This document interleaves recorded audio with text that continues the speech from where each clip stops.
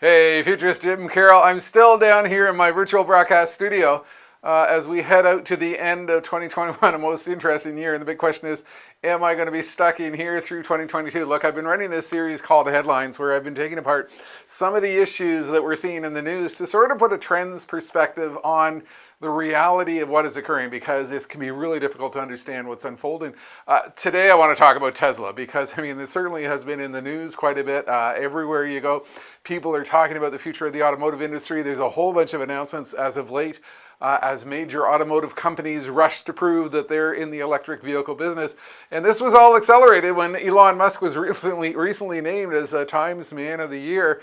Certainly he's causing a lot of disruptive change in the world of energy, in the industry of space, in the automotive industry, and everything else. And here's the thing, what I've come to learn is, there's people who absolutely love Elon Musk.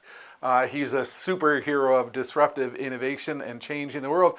And there's a lot of people who absolutely hate Elon Musk. And we saw a lot of this with the Time Magazine Man of the Year, Person of the Year reaction. Well, what I want to try and do is I want to put in perspective what I think is really happening with Tesla. How far along are they in truly reinventing the future? And what can we learn from that? Now, here's the thing. I've been talking about Tesla since 2006.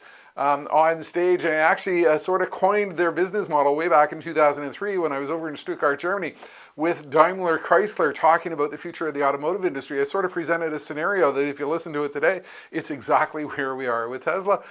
So I've got a lot of experience in watching their disruptive innovation. And at this conference in 2017, I spoke on stage at a manufacturing conference about how big and bold they were thinking. I included a statement from their SEC filing the previous year when they were talking about bringing the Model 3 to market.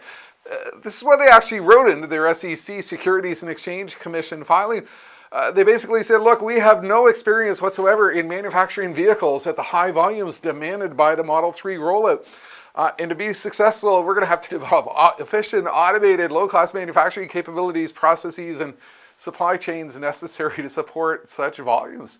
They essentially told investors, look, we don't know if we're going to be able to figure this out, but we think that we can. And I know at this manufacturing conference in the Q&A, there were a lot of manufacturing engineers who were asking me, can they actually do this? Can they actually pull it off? Well, here we are in 2021. They're reinventing the automotive industry. And, look, I joined the club this year. I got a Tesla Model 3 in August, and so I've been using the vehicle for about 4 months. It's kind of cool because I'm talking and living a lot of the future, which I've been speaking about for quite some time. So we moved to a new home outside of Toronto. I've got solar on the roof. We upgraded our electrical panel, which is actually in the room where I'm talking to you from in this green screen studio right now. So I did everything to accelerate myself into this future world of renewable energy, electric vehicles, and everything that goes with it. It's a topic I've been talking about for a long time. Look, there's a blog post on my site called 54 Things You Haven't Thought About with Electric Self-Driving Cars. And if you really want to think about what's going on out there, go out and have a look at this blog post, because it covers a lot of ground as to where all of this might eventually take us. But the challenge is this: how real is all of this stuff today? How real is the disruptive change which is underway? What can we expect? And that's what I want to do in this headlines feature today, because I think it's important sometimes to sit back and take a little bit of a look at where we are with the future and sort of assess how well it is going. So what I really want to do, oh, look at that, I've got a camera fail, so I'm going to break there and try and redo this.